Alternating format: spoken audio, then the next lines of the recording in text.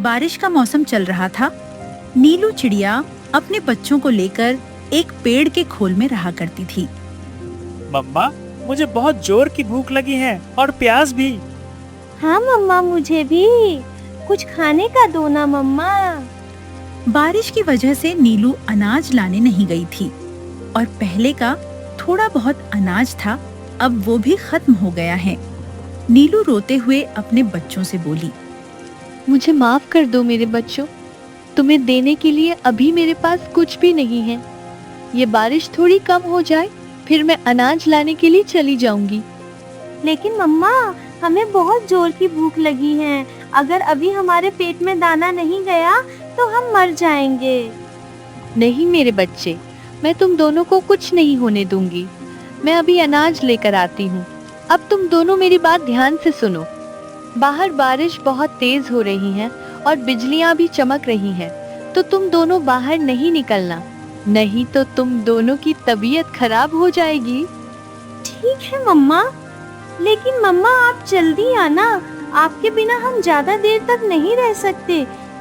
हाँ मेरे बच्चों, मैं जल्दी आ जाऊंगी, तुम दोनों फिक्र मत करना। और मुझे थोड़ी देर हो गई तो तुम दोनों डरना मत। नीलू बेबस थी। उसे न चाहकर भी अपने बच्चों को अकेले छोड़कर इस तेज बारिश में अनाज लाने जाना ही पड़ा, क्योंकि उसकी ममता अंदर से रो रही थी।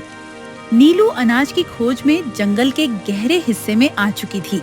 उसने जल्दी से अनाज लिया और अपने घर की ओर वापस निकल पड़ी। बारिश और हवाएं इतनी तेज हो गई थीं कि नीलू को घर तक पहुंचने में तकलीफ होने लगी थी।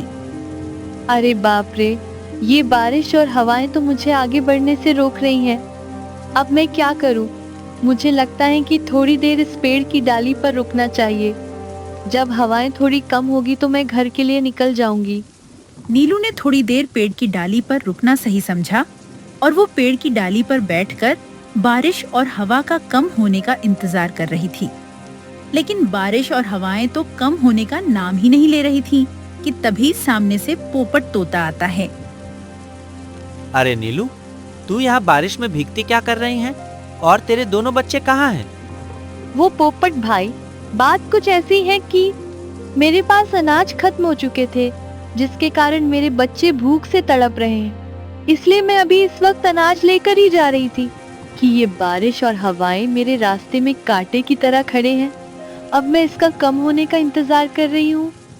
लेकिन जल्दी करना नीलू, तुम्हारे बच्चे घर पर अकेले होंगे और शिकारी चील और सांपों का खतरा हो सकता है। वो उसी इलाके में ही घूम रहे थे। क्या? हाँ नीलू, जो हमारी मीठी बहन है ना, वो भी अनाज के लिए अपने बच्चे को अकेले छोड़कर गई हुई थी कि तभी सांप ने उसका फायदा उठाकर उसके एक अंडे को खा लिया और उसके एक बच्चे को घायल कर दिया। ये सुनकर नीलू बहुत ज्यादा घबरा जाती है। वो सोचने लगती है कि पता नहीं उसके बच्चे किस हालत में होंगे। हे ऊपर वाले, मेरे बच्चों की रक्षा करना ठीक है। पोपट भाई, अब मैं चलती हूँ। एक माँ के लिए उसके बच्चे से बड़ा कुछ नहीं होता, तो ये बारिश और तूफान क्या चीज है। इतना बोलकर नीलू वहाँ से निकल पड़ती है। हे भगवान, मेरे बच्चे सही सलामत रहे। मैं जल्दी ही घर पहुँच जाऊंगी मेरे बच्चों। नीलू थोड़ी दूर गई ही थी कि उनके सामने दो चील आकर खड़े हो गए। दोनों चील भूखे लग रहे थे। उन्होंने नीलू को देखकर उसे खाने का मन बना लिए। फिर एक चील नीलू से बोला, अरे ओ चिड़िया, हमें बहुत जोरों की भूख लगी है और हमारे पास कुछ नहीं है खाने को, तो तू अब हमारा भोजन बनेगी। नीलू डर गई और डरते हुए उनसे बोली, नहीं, मुझे मत खाओ, मुझे जाने दो। मेरे बच्चे मेरा घर पर इंतजार कर रहे होंगे। मेरे अलावा उनका इस दुनिया में कोई भी नहीं है। प्लीज मुझे जाने दो। तभी चील का दूसरा साथी बोला, अरे ऐसे कैसे जाने दे सकते हैं तुझे? हमारा खाना हमारे सामने है और हम मुंह फेर ले, ऐसा तो हो ही नहीं सकता। नीलू समझ जाती है कि ये लोग उन्हें खाने के इरादे में ही हैं। इसीलिए नीलू अपना दिमाग लगाकर इनको इनके ही जाल में फंसाने का प्लान बनाती है। ठीक है, आप लोग मुझे खा सकते हो, लेकिन मेरी एक शर्त है। कैसी शर्त? मुझे तुम दोनों में से वही खा सकता है जो सबसे ज्यादा बलशाली हो। ये तो बताने की जरूरत ही नहीं है, क्योंकि सबसे ज्यादा बलशाली और ताकतवर तो मैं हूँ। अरे ओ भाई, मैं हूँ सबसे ज्यादा बलशाली, तो इस चिड़िया को मैं ही खाऊंगा। नहीं, मैं खाऊंगा। नहीं, मैं खाऊंगा। नहीं, मैं खाऊंगा। ऐसा करते करते दोनों के बीच महायुद्ध हो जाता है और वो दोनों एक दूसरे को घायल कर जमीन पर जा गिरते हैं। आखिर नीलू अपनी बुद्धि का इस्तेमाल करके उन दोनों को उसी के जाल में फंसा देती है और वो इसका फायदा उठाकर वहाँ से निकल जाती हैं। धन्यवाद प्रभु, धन्यवाद। आखिर मैं इन लोगों से बचकर वहाँ से निकल आई। अब बस जल्दी से घर पहुँच जाऊं। थोड़ी देर बाद नीलू अपने घर पहुँच जाती हैं। नीलू ने अपने पंखों में दबाए हुए अनाज अपने बच्चों को खिला देती हैं। उन्हें अनाज खाते हुए देख नीलू की आंखों में आंसू आ गए।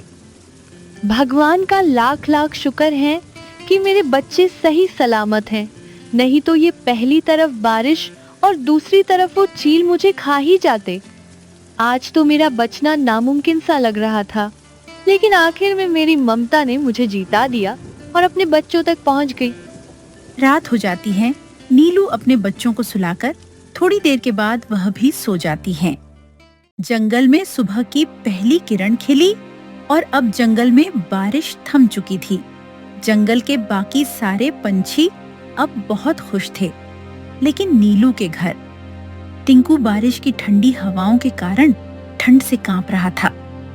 मम्मा, मुझे बहुत ठंड लग रही है। रुको टिंकू बेटा, मैं तुम्हारे लिए काढ़ा बना देती हूँ, उसे पीकर तुम ठीक हो जाओगे। नीलू ने टिंकू के पीने के लिए काढ़ा और ओढ़ने के लिए सॉल ला दिया। नीलू का पूरा दिन बच्चों की देखरेख करने में ही निकल गया। पिंकी एक कोने में बैठी रो रही थी। अरे मेरी बच्ची, तू रो क्यों रही है? आओ मेरे पास आओ। नीलू ने पिंकी को अपने पंखों में छुपाकर रख ही रही थी कि तभी उसे पता चला कि पिंकी को तो बहुत तेज बुखार है। अरे पिंकी बेटा, तुम्हें तो बहुत तेज बुखार है, तुमने मुझे बताया क्यों नहीं?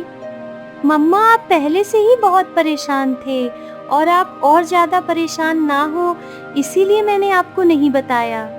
नीलू ये सुनकर रो पड़ी। अरे मेरी प्यारी बच्ची, मैं तो एक माँ हूँ ना, अपने बच्चों का ख्याल रखना मेरा काम है, तो भला मैं परेशान कैसे हुई?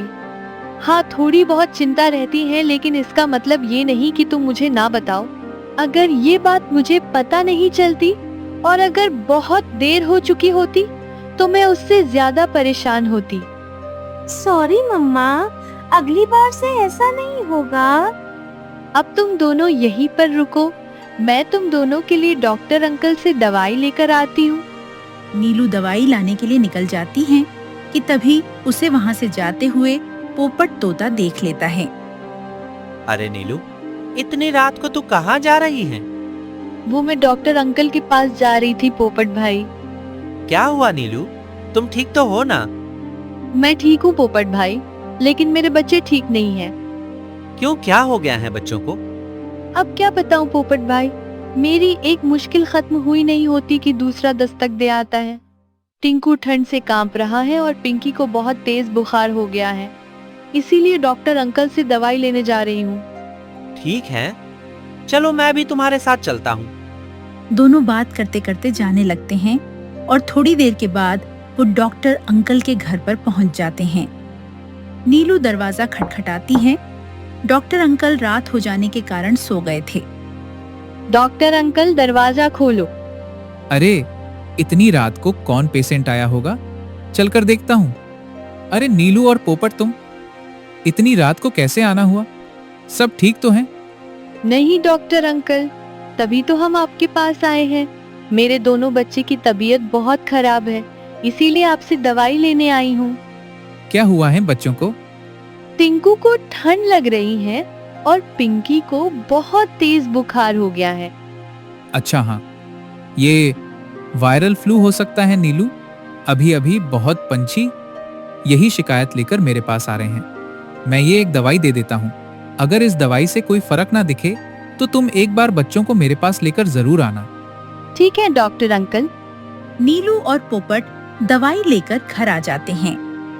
नीलू बच्चों को दवाई खिला देती हैं। ठीक है पोपट भाई, रात भी बहुत हो चुकी है, अब आप भी घर चले जाओ, मैं यहाँ बच्चों के साथ हूँ। नहीं नीलू, मैं भी तुम्हारे साथ यही रुकूंगा। भले मैं कुछ नहीं कर सकता, लेकिन मैं तुम्हारी हिम्मत को टूटने नहीं दूंगा। तुमने मुझे भाई कहा है, तो भाई का फर्ज भी निभाने दो। दोनों बच्चे सो जाते हैं, लेकिन नीलू और पोपट रात भर जगकर उनका ध्यान रखते हैं। सुबह हो गई, लेकिन बच्चों की तबीयत में कोई सुधार नहीं दिखाई दिया। मम्मा अरे टिंकू बेटा, क्या हुआ? ये खांसी कैसे हो रही है? नीलू, मुझे लगता है तबीयत और ज्यादा खराब हो रही है। एक काम करो, तुम यहीं बच्चों के साथ रहो, मैं डॉक्टर अंकल को अपने साथ लेकर आता हूँ। ठीक है पोपट भाई, जल्दी आना। पोपट जल्दी से डॉक्टर अंकल के पास गया और उनको लेकर नीलू के घर पहुंचा। नीलू रोते हुए बोली, देखो ना डॉक्टर अंकल, मेरे बच्चों को क्या हो गया है, ठीक होने का नाम नहीं ले रहे। मैंने आपकी दी हुई दवाई भी खिलाई, लेकिन कोई असर नहीं हुआ। ये कुछ अलग प्रकार की बीमारी लग रही है नीलू, क्योंकि मैंने वायरल फ्लू के लिए दवाई दिया था, मगर वो काम नहीं किया, तो इसका मतलब इन्हें कुछ अंदरूनी बीमारी है। तो अब क्या होगा डॉक्टर? क्या मेरे बच्चे नहीं बच पाएंगे? मुझे माफ कर दो नीलू, लेकिन ये मेरे हाथ में नहीं है। अब तो सब उस ऊपर वाले के हाथ में है। हम बस प्रे कर सकते हैं। हे भगवान, मेरे बच्चों की रक्षा करो। अब आप ही हमारी आखिरी उम्मीद हो। मेरे बच्चों को बचा लो प्रभु, मेरे बच्चों को बचा लो। पोपट डॉक्टर अंकल को छोड़ने के लिए चला जाता है और इधर नीलू बिना किसी को बताए पहाड़ों के ऊपर वाले जंगलों की तरफ चली जाती हैं। नीलू एक ऐसी जगह पर आ जाती है जहाँ जंगल और आसमान एक हो जाते हैं। देखने में ऐसा लग रहा है मानो स्वर्ग उतरकर धरती पर आ गई हो। नीलू अपनी ममता भरी क्रोध में वहाँ आवाज लगाती है, हे प्रकृति, आपने सबके लिए कुछ ना कुछ बनाया है, तो इस माँ के बच्चों के लिए क्यों नहीं? क्यों मेरे बच्चे इतनी तकलीफ में हैं? क्यों आप उनको ठीक नहीं कर रहे? क्यों आप एक माँ की परीक्षा ले रहे हैं? मैं आपसे बस इतना बोलने आई हूँ कि मेरे बच्चों को ठीक कर दो, फिर मुझे कुछ नहीं चाहिए। बदले में आप उनकी जगह मुझे तकलीफ दे दो, लेकिन मेरे बच्चों को ठीक कर दो, लेकिन मेरे बच्चों को ठीक कर दो। इतना कहते ही आसमान से एक आवाज गूंज उठी, नीलू, तुमने आखिर साबित कर दिखाया कि माँ का प्यार किस हद तक जा सकता है। एक माँ ही होती है जो अपने बच्चों के लिए कुछ भी कर सकती है। अब तुम शांत हो जाओ और घर जाकर देखो, अब तुम्हारे बच्चे स्वस्थ हो गए हैं। नीलू घर आकर देखती हैं तो सच में उनके बच्चे अब पूरी तरह ठीक हो चुके थे। नीलू अपने बच्चों को गले लगाकर रोने लगती हैं। तो यही था दोस्तों, एक माँ का अपने बच्चों के प्रति प्यार। अगर स्टोरी अच्छी लगी हो तो लाइक, कमेंट और सब्सक्राइब करके जरूर जाना।